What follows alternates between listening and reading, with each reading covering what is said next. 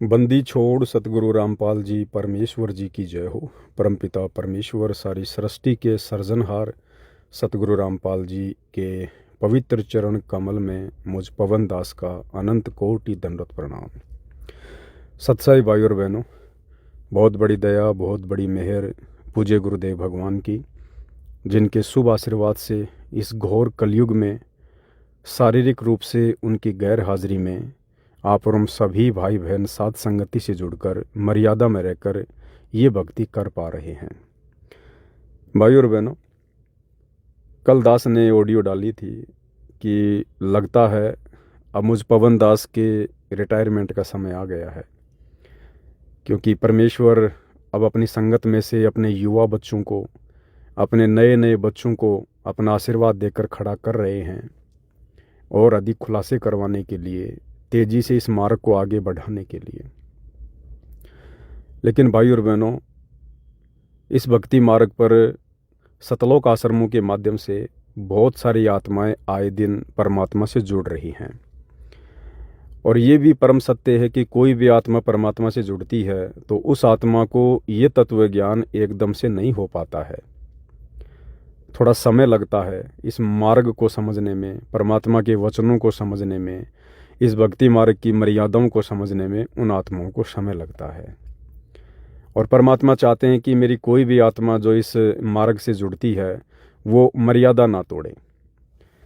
तो भाई और बहनों, बहुत सारे भाई बहनों के दास के व्हाट्सएप के ऊपर शंका भरे मैसेज आते हैं, तो ना चाहते हुए भी फिर सतगुरुदेव भगवान की प्रेरणा से दास ने ये ऑडियो वगैरह बनाकर डालनी पड़ती है।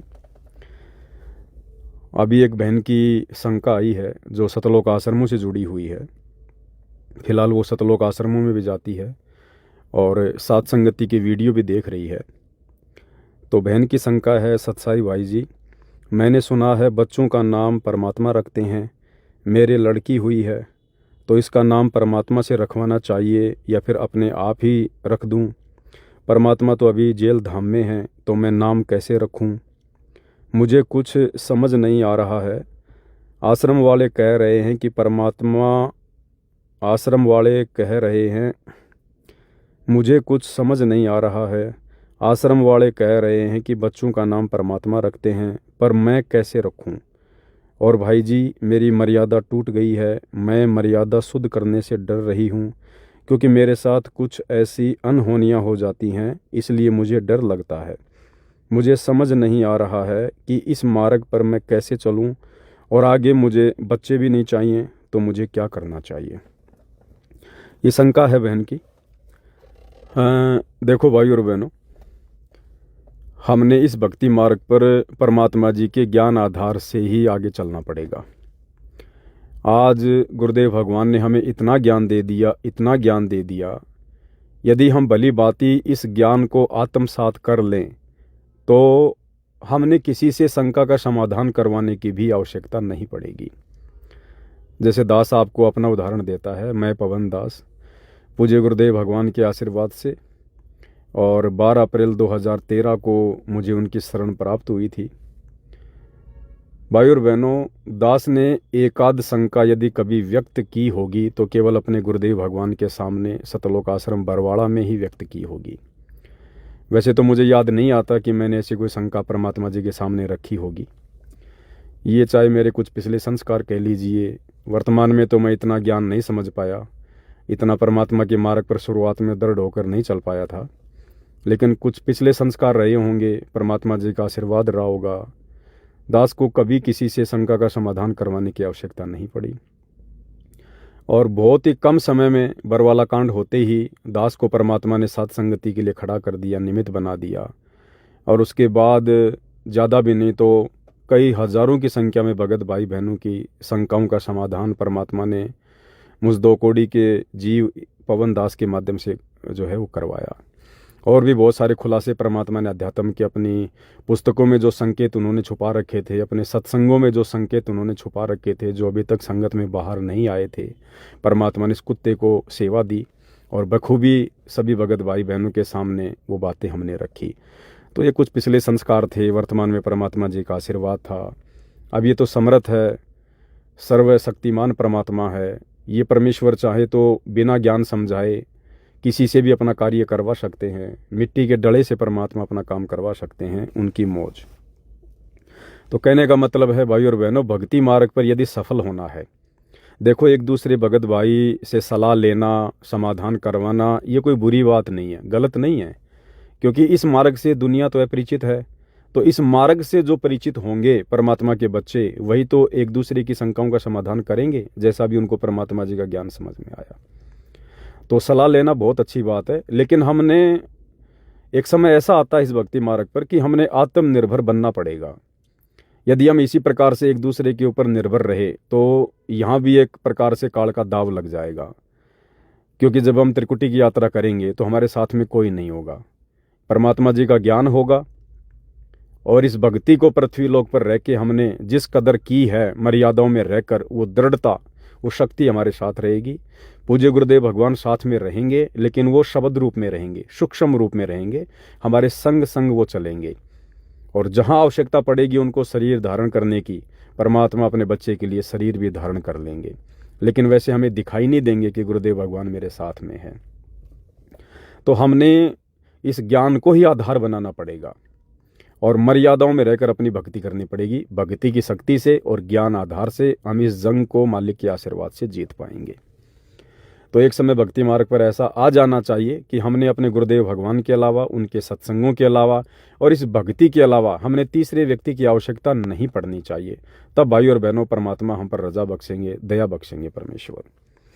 तो बहन की जो शंका है कि मेरे घर पर बेटी हुई है और मैंने सुना है कि भक्तों के बच्चों का नाम गुरुजी रखते हैं, परमात्मा जी रखते हैं, तो अभी तो गुरुदेव भगवान हिसार जेल में हैं, तो फिर मैं क्या करूं? आश्रम में जाके नाम रखवाऊं या अपने आप से नाम रख लूं? देखो बहुत अच्छी बात है यदि हम अपने पूज्य गुरुदेव भगवान से बच्चों का नाम रखवाते हैं, परमात्मा जो भी नाम उनका रखेंगे तो वो बहुत अच्छी बात है। लेकिन वर्तमान में परिस्थितियां कुछ ऐसी हैं, पूज्य गुरुदेव भगवान हमारे समक्ष नहीं हैं, शरीर रूप में हिसार जेल में बैठे हुए हैं। तो ऐसी परिस्थिति में हमने उनके ज्ञान को आधार बनाना पड़ेगा, क्योंकि परमात्मा ने अपने ज्ञान में ऐसी कोई भी शंका नहीं है कि भाई जिसका समाधान ना हो। तो ज्ञान आधार से दास को जितना समझ में आ रहा है, मालिक की प्रेरणा से दास आपको उतना बता देता है। देखो बहन, 650 साल पहले जब पूज्य गुरुदेव भगवान सतगुरु रामपाल जी कबीर नाम से बनारस के काशी में आए थे, 120 वर्ष तक परमात्मा जी ने लीला की थी। और अपने बाल्यकाल की लीलाओं का वर्णन करते हुए पूज्य गुरुदेव भगवान ने हमें बताया कि जब वे शिशु रूप में थे, 2, 4, 5 दिन के थे, तो नीरू की झोपड़ी पर मुसलमान धर्म के जो काजी मुल्ला थे वो उनका नामकरण करने के लिए आए थे, उनका नाम धरने के लिए आए थे कि भाई नीरू नीमा अब ब्राह्मण से मुसलमान बन गए हैं, तो अब इसके बच्चे का नाम हम रखेंगे दान दक्षिणा के चक्कर में। तो काजी आया, काजी ने अपनी कुरान खोली, क्योंकि उनका क्या नियम था कि भाई कुरान शरीफ को हम खोलेंगे, और कुरान शरीफ को खोलते ही पहला जो पेज है और उस पेज की पहली जो लाइन है, जो पंक्ति है, उसका पहला जो अक्षर है, उस अक्षर पे वो बच्चों का नाम रखा करते थे। तो बहन, इसी प्रकार से आप और हमने वर्तमान परिस्थिति में अपने बच्चों का नामकरण करना है। अब कुरान शरीफ से कितना गुना ज़्यादा पाक और पवित्र पुस्तक ज्ञान गंगा है। चारों वेदों से कितनी पाक और पवित्र पुस्तक ज्ञान गंगा है। तो हमने वही प्रोसीजर अपनानी है बहन जी। आज हमारे गुरुदेव भगवान के रूप में वही कबीर परमात्मा है, और आज जो ज्ञान गंगा पुस्तक उन्होंने लिखी है या भक्तों के माध्यम से लिखवाई है, उनके सत्संगों का जो संग्रह है, जिस पवित्र पुस्तक को पढ़ पढ़ के दुनिया उमड़ उमड़ के उनकी शरण ग्रहण कर रही है, आत्मा का कल्याण करवा रही है, वो पुस्तक मुसलमान धर्म की जो 4 जो कतीब हैं, तौरात, जबूर, इंजिल, कुरान शरीफ, कुरान मजीद, हदीसें, और हिंदू धर्म के जो 4 वेद हैं, और ईसाइयों की बाइबल है, सिखों का गुरु ग्रंथ साहिब है, इन सब से कहीं अधिक पाक और पवित्र पुस्तक वर्तमान में ज्ञान गंगा है। तो बहन जी, वही प्रोसीजर अपनाओ, किसी के भरोसे मत रहो, किसी से सलाह लेने की आवश्यकता नहीं है। यदि आपको विश्वास है कि ये पुस्तक मेरे पूज्य गुरुदेव भगवान के कर कमल से लिखी गई है, उनके सत्संगों का संग्रह है, तो एक एक शब्द उस परमेश्वर का है, और शब्द रूप ही है गुरुदेव भगवान का। वो शब्द जो ज्ञान गंगा में लिखे हैं वो साक्षात परमात्मा है। ठीक है, तो आप जी अपने दरबार साहिब में जाइए, ज्ञान गंगा पुस्तक को लेकर जाइए और पूज्य गुरुदेव भगवान को सर्वप्रथम दंडवत प्रणाम कीजिए कि हे परमेश्वर, आज आप ही के आशीर्वाद से, आप ही के मुख कमल से दासी आपकी आत्मा का नाम रखने जा रही है। तो गुरुदेव भगवान को दंडवत प्रणाम कीजिए, उसके बाद में हाथ धोइए, हाथ धो के ज्ञान गंगा पुस्तक हाथ में लेकर परमात्मा जी के चरणों में बैठिए। चाहो तो पहले गुरुदेव भगवान की चरण सेवा कर लो यदि आपने घर में बेड लगा रखा है। उसके बाद में ज्ञान गंगा पुस्तक को खोलिएगा और जो भी पेज खुल जाए उस पेज की ऊपर की पहली जो लाइन है, उस लाइन का पहला जो अक्षर है, उस अक्षर पे बहन जी आप कोई भी अच्छा सा नाम अपनी बेटी का रख लीजिएगा। बस भाई, परमात्मा तो शब्द रूप में है ना, हम हैं शब्द, शब्द हम माही, हमसे भिन्न और कछु नहीं। तो आपको वहाँ से सारा समाधान मिल जाएगा कि आपने कौन सा नाम अपने बेटे का रखना है, अपनी बेटी का रखना है। सीधी सी बात है बहन जी। आप इस प्रोसीजर को, जो कि मालिक के ज्ञान आधार से ही मैंने आपको बताई है, यदि कहीं भी इसमें कोई त्रुटि हो और आपकी आत्मा यदि स्वीकार ना करे तो आप इस फॉर्मूले को बिल्कुल भी यूज़ मत करना। बाकी मैंने जो बताया है वो गुरुदेव भगवान की प्रेरणा से मैंने बताया है, और बाकी जैसा आपको उचित लगे परमात्मा जी को दंडवत प्रणाम करके आप जी देख लीजिएगा। देखो, नाम तो वैसे भी रखना है। अब गुरु जी बहन जी कितने बच्चों का नाम रखेंगे? परमात्मा किन परिस्थितियों में जेल में बैठे हुए हैं, क्या हम उनको इतनी तकलीफ देंगे? तो ये ज्ञान आधार की बात है। नाम तो आपने वैसे भी रखना है बच्चे का, तो क्यों ना हम परमात्मा जी की पुस्तक के आधार से रखें, ताकि एक आशीर्वाद मिले उस आत्मा को परमपिता परमेश्वर जी का। ये तो बड़ा सौभाग्य होगा उन आत्माओं को, जिन आत्माओं को ज्ञान गंगा के आधार से जो है नाम रखवाने का सौभाग्य मिल रहा है। तो दास तो केवल इतनी आपको सलाह दे सकता है मालिक के ज्ञान आधार से। बाकी जैसा परमात्मा जी आपको प्रेरणा करें आप जी वैसा कीजिए। दूसरी बात आपने जो मर्यादाओं को लेकर कही है कि मेरी मर्यादा टूटी हुई है और मैं नाम शुद्ध करवाने से डर रही हूँ क्योंकि मेरे साथ फिर अनहोनी घटना घटित होती हैं। देखो बहन, आपका नाम किस वजह से खंड है ये तो आप बेहतर जान सकती हैं। तो नाम तो शुद्ध आपने करवाना पड़ेगा, अन्यथा हो सकता है काल की कोई बड़ी चोट लग जाए। लेकिन आपको वर्तमान में ये भी पता है कि गुरुदेव भगवान की गैर हाजिरी में ये जितने भी सतलोक आश्रम खुले हुए हैं, तो इन सतलोक आश्रमों की क्या स्थिति है ज्ञान आधार से मर्यादाओं को लेकर। जो लोग नाम दीक्षा केंद्रों पर बैठे हुए हैं, सतलोक आश्रमों में सेवादारों की पोस्ट पर बैठे हुए हैं, ये लोग वर्तमान में खुद कितनी मर्यादाओं में हैं। इनकी खुद की मर्यादा सुरक्षित नहीं है, तो इनके माध्यम से भला फिर आपका नाम शुद्धिकरण कैसे हो सकता है? इसका भी एक तरीका है बहन जी, अगर परमात्मा प्रेरणा करें और आपको उचित लगे तो आप जी अपना लेना। देखो बहन, आज नहीं तो कल यदि हमने इस भक्ति मार्ग पर सफल होना है तो आप और हमने अपने गुरुदेव भगवान को कबीर परमेश्वर के रूप में हृदय से धारण करना पड़ेगा, मानना पड़ेगा, स्वीकार करना पड़ेगा कि मेरे गुरु के अलावा, सतगुरु रामपाल जी के अलावा सृष्टि में कोई दूसरा भगवान, कोई परमात्मा, कोई कबीर, कोई परमेश्वर नहीं है। अगर सतलोक में भी कोई बैठा है, अलख लोक में, अगम लोक में, अनामी लोक में भी कोई बैठा है, तो मेरे पूज्य गुरुदेव भगवान बैठे हैं। इस समय यदि सृष्टि के अनेक ब्रह्मांडों में लीलाएं कोई कर रहा है, भिन्न भिन्न रूप धारण करके, भिन्न भिन्न नाम रख के, तो मेरे पूज्य गुरुदेव भगवान सतगुरु रामपाल जी हैं। इतना आपने विश्वास करना पड़ेगा बहन जी। और उसके बाद आपने, वही प्रोसीजर है, आप अपने दरबार साहिब में जाइएगा, पूज्य गुरुदेव भगवान को हृदय से दंडवत प्रणाम कीजिएगा और अंतरात्मा से परमात्मा जी से माफ़ी मांगिएगा। और ध्यान रखना बहन जी, ये परमात्मा है, अंतर्यामी है, चीटी पायल बाजे पैर, साहिब सुनता है सब लहर। इस परमात्मा के आगे झूठ नहीं चलेगी, फॉर्मेलिटी नहीं चलेगी, बिल्कुल भी छल कपट बिल्कुल भी नहीं चलेगी। आप यदि हृदय से, यदि आपको अपनी गलती का पश्चाताप है और यदि आप हृदय से अपने गुरु को परमेश्वर मानकर अपने दरबार साहिब में सूक्ष्म रूप में, शब्द रूप में विराजमान मानकर यदि आप उनसे प्रार्थना करोगी और अपने गुरुदेव भगवान को विश्वास दिलाओगी कि हे परमेश्वर, आगे मैं जानबूझकर कभी भी गलती नहीं करूंगी, बाकी परमेश्वर मैं 2 कौड़ी की जीव हूँ, आप मुझे संभाल के रखना, आप मुझे हिम्मत देना, परमेश्वर मेरी तमाम गलतियों को माफ़ कीजिएगा, मैं भक्ति करना चाहती हूँ, आगे अपनी बच्ची को संभाल के रखना। अगर हृदय से प्रार्थना करोगी और आपने जो भी गलती की है बताने की ज़रूरत नहीं है, अंतर्यामी सब जानता है। लेकिन यदि आपको उस गलती का पश्चाताप है तो बहन आपका नाम शुद्ध होगा। अगर आप फॉर्मेलिटी के लिए कर रही हो, आपको अपनी गलती का कोई पछतावा ही नहीं है, आप चाहे कितना ही दरबार साहिब में दंडवत करके माफ़ी मांग लीजिएगा, आपका नाम शुद्ध नहीं होगा। और इस भक्ति मार्ग में बहन जी नाम शुद्धिकरण का वैसे तो कोई ऑप्शन नहीं है। नाम का भला क्या खंड होगा, नाम का भला क्या शुद्धिकरण होगा। साहिब का नाम अखंड है और सकल सब खंड। आदरणीय गरीबदास जी अपनी वाणी में कहते हैं कि इस कबीर परमेश्वर का नाम अखंड है, जिस नाम से परमात्मा ने सृष्टि रची, आत्माओं की उत्पत्ति की, सारे संसार को बनाया, उस नाम का भला क्या खंड होगा। शब्द तो कभी वैसे खंड नहीं होता, आप और हमारे मुख से निकले शब्द भी कभी खंड नहीं होते। ये जो शब्द हैं ये सृष्टि में घूमते रहते हैं बहन जी, तो शब्द कभी खंड नहीं होता है। तो परमात्मा ने हमें जो नाम दिया है वो शब्द ही तो है, तो शब्द कभी खंड नहीं होता।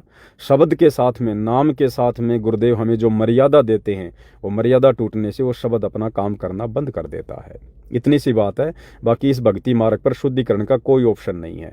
ये तो परमात्मा ने इसलिए दिया कि भाई चलो भाई बच्चे हैं, नया नया ज्ञान है, एक बार में इस ज्ञान को अच्छे से ना समझकर मर्यादाओं में नहीं रह पाते हैं, गलतियां करेंगे, फिर ये कहेंगे गुरुजी मेरा तो नाम टूट गया, नाम खंड हो गया। तो इन आत्माओं की संतुष्टि के लिए फिर परमात्मा ने ये शुद्धिकरण का ऑप्शन रखा है कि भाई ठीक है, दोबारा से नाम ले ले, आगे गलती ना करना। तो दोबारा से नाम ले लेते हैं तो भगत को एक संतुष्टि हो जाती है कि मेरा नाम जुड़ गया, अन्यथा नाम तो कभी टूटता ही नहीं है, जुड़ेगा क्या। खैर कोई बात नहीं, हमें परमात्मा जी के ज्ञान आधार से समझना है। आपने वर्तमान में किसी भी नाम दीक्षा केंद्र पर जाने की आवश्यकता नहीं है यदि आपकी मर्यादा खंडित है तो। और यदि आप हृदय से अपनी गलती का पश्चाताप करती हैं तो घर पर ही दरबार साहिब में परमेश्वर को दंडवत करके माफ़ी मांग के आप अपना नाम शुद्ध कर सकती हैं। जैसे परमात्मा जी हमें उदाहरण देते हैं गब्बू डाकू का, दास शॉर्ट में बताएगा। जैसे गब्बू डाकू था, डाके डालता था। एक बार ऐसे डाका डालने के लिए गया हुआ था, समय काफ़ी था, पास में सत्संग हो रहा था, वो सत्संग में जाकर बैठ गया। तो सत्संग में जाकर बैठ गया तो शब्द की चोट उसको लग गई, उसको आत्मग्लानि हुई कि मैंने तो बड़े पाप कर दिए, परमात्मा मुझे कैसे माफ़ करेगा। तो संत जी के पास जाता है और कहता है कि संत जी मुझे दीक्षा दे दो, मुझे नाम दे दो, मैंने तो बहुत ज़्यादा कुकर्म किए हैं। तो संत जी ने कहा भाई रात के समय आने की क्या ज़रूरत थी, सुबह आ जाता। उसने कहा जी रुका नहीं गया। कौन है भाई? जी मैं गब्बू डाकू हूँ। तो गब्बू डाकू के नाम से वो संत जी भी काफ़ी परिचित थे। वो संत जी डर गया कि ये मुझे भी फंसाएगा, और संत जी ने कहा कि बेटा एक काम कर, तू पहले पुलिस थाने में जा और तू अपनी गिरफ्तारी दे दे। अब उसने तो गुरु बनाना था, तो गुरु की आज्ञा की पालना भी करनी थी। गब्बू डाकू पुलिस स्टेशन चला जाता है, वहाँ जाकर वो पुलिस वालों को बताता है कि मैं गब्बू डाकू हूँ। वो पुलिस वाले भी घबरा जाते हैं क्योंकि वो काफ़ी वेल नोन डाकू था। तो थानेदार ने गवर्नर को फ़ोन किया, मतलब अपने ऊपर के अधिकारियों को फ़ोन किया। बात गवर्नर तक पहुँच गई, राष्ट्रपति तक, राज्यपाल तक। तो तुरंत गब्बू डाकू का नाम सुनकर वो गवर्नर आ गया वहाँ पर थाने में, और गवर्नर भी दूर से खड़ा होकर बात कर रहा है। तो गब्बू डाकू कह रहा भाई मेरे को गिरफ्तार कर लो, मेरे को जेल में डाल दो, मैं अपने पाप कर्मों की अक्षमा याचना मांगता हूँ, मैंने तो बड़े पाप कर दिए। तो गुरुदेव ने बताया कि गब्बू डाकू के इस व्यवहार को देखकर जो गवर्नर था वो काफ़ी समझदार था। उसने कहा भाई गब्बू हमने तेरे को माफ़ कर दिया है। तो गब्बू ने कहा नहीं जी आप मेरे को जेल में डालो, ऐसे कैसे मेरे पाप कर्म जो है नाश होंगे। गवर्नर ने कहा भाई हमने तेरे को माफ़ कर दिया। बोला जी कैसे? तो गवर्नर ने कहा कि हम जेल में क्यों डालते हैं, हम लोगों को सज़ा क्यों देते हैं अपराधियों को, ताकि वो अपराध करने से डरें, जेल में बैठकर वो पश्चाताप करें, क्योंकि जेल में आदमी की सारी आज़ादी छीन ली जाती है। तो जेल में बैठकर इंसान जो अपराधी है अपने कुकर्मों के लिए पछताए, विचार करे कि मैंने जल्दबाजी में, जोश में होश खोकर, या चंद पैसों के लालच में, या कुसंगति का शिकार होकर मैंने जो कुकर्म किए हैं, जो गलत काम किए हैं, अब देखो मैं कैसे नरक भोग रहा हूँ। तो वो व्यक्ति पाप करने से डरे, उसको पश्चाताप हो, वो सुधरे, इसके लिए हम अपराधियों को जेल में डालते हैं। और भाई तू तो जेल गए बिना ही सुधर गया, तूने तो तमाम बुराइयां छोड़ दी, तू तो संत बन गया, तू तो भगत आदमी बन गया। भाई अब तेरे को जेल में डाल के हम क्या करेंगे, हम तो जेल में सुधारने के लिए डालते हैं, तू तो पहले सुधर गया। तो उसके बाद गब्बू डाकू संत जी के पास वापस आता है, सारी बात बताता है, संत जी उसको दीक्षा देते हैं और गब्बू अपनी भक्ति करता है। तो इसी प्रकार बहन जी नाम शुद्धिकरण की भी वही प्रोसीजर है। यदि हमें अपनी उस गलती का पश्चाताप हो गया, जो गलती हमने की है, जिस गलती की वजह से, जिस मर्यादा के टूटने से जो है हमें लगा कि भाई हम परमात्मा से दूर हो गए हैं, हमारे नाम ने काम करना बंद कर दिया है, तो यदि हमारे को उस गलती का पश्चाताप है वास्तव में कि भाई ये गलती मुझे नहीं करनी चाहिए थी, या ये गलती मेरे से ज़बरदस्ती हो गई या दबाव में आके हो गई, जैसा भी है, यदि हमें उसका पश्चाताप है और यदि हम हृदय से अपने गुरुदेव भगवान को परमात्मा मानकर उनके दरबार साहिब में दंडवत करके यदि हम उस गलती की माफ़ी मांगेंगे, तो बहन जी ये परमात्मा है, छोटा मोटा साधु संत महात्मा नहीं है, कोई ऐरा गहरा नहीं है, सारी सृष्टि का मालिक है बहन जी, सारी सृष्टि का मालिक है। जब वो गवर्नर गब्बू डाकू को माफ़ कर सकता है, तो जब ये परमात्मा सतगुरु रामपाल जी भगवान जो हमारे सबके हृदय में विराजमान है शब्द रूप में, जब ये परमात्मा देख लेगा कि हाँ ये आत्मा अपनी गलती के लिए वास्तव में पश्चाताप कर रही है, तो परमात्मा तो उसी समय आपको माफ़ कर देगा। तो कहाँ हमने नाम दीक्षा केंद्र पर जाने की ज़रूरत है? क्यों हमने किसी को व्यर्थ में आज गुरु जी की गैर हाजिरी में ज्योति पाठ का पैसा देने की ज़रूरत है? हाँ, ज्योति पाठ करवानी है, दरबार साहिब में परमात्मा को दंडवत करो, संकल्प करो कि हे गुरुदेव भगवान, ये दास या दासी आप जी के चरण कमल में पाठ प्रकाश का या ज्योति का संकल्प कर रही है, परमात्मा इसको स्वीकार करो, आप अपना आशीर्वाद दो, और जैसे गुरुदेव आप आश्रम में आ जाओगे, जहाँ भी आओगे, जो भी दान का पैसा है परमात्मा आपकी आत्मा आपके हाथों में सौंप देगी। तो गुरु के हाथ में दिया हुआ दान फिर फलीभूत होता है, सफल होता है। तो नाम शुद्धिकरण की भी बहन जी यही प्रोसीजर है। यदि आपकी आत्मा इस प्रोसीजर को स्वीकार कर रही है तो आप इसको अपनाना। खाली मेरे कहने से या ज़बरदस्ती करोगी तो बहन जी कोई नाम शुद्ध नहीं होगा। इन बातों का ध्यान रखना। ये अंतर्यामी परमात्मा है, घट घट का वासी है, कण कण में रमा हुआ है। ये हमारे भाव देखेगा। साधु भूखा भाव का, धन का भूखा नहीं, जो कोई धन का भूखा वो साधु भी नहीं। तो ये आपकी दो शंका थी, परमात्मा ने दास को जैसी प्रेरणा की, दास ने आपके सामने रख दी हैं। अब आपको जैसा उचित लगे वैसा आप जी कीजिएगा। ये भक्ति मार्ग दबाव का नहीं है। और बाकी भाई बहन जो ये ऑडियो सुन रहे हैं, देख रहे हैं, तो आप भाई बहनों के क्या विचार हैं ज्ञान आधार से? अंत में हर एक वीडियो के लास्ट में जो कमेंट्स बॉक्स है, सभी भाई बहन अपने अपने विचार जरूर रखा करें ताकि दूसरी आत्माओं तक भी ये बातें पहुँचें। बंदी छोड़ सतगुरु रामपाल जी परमेश्वर जी की जय हो।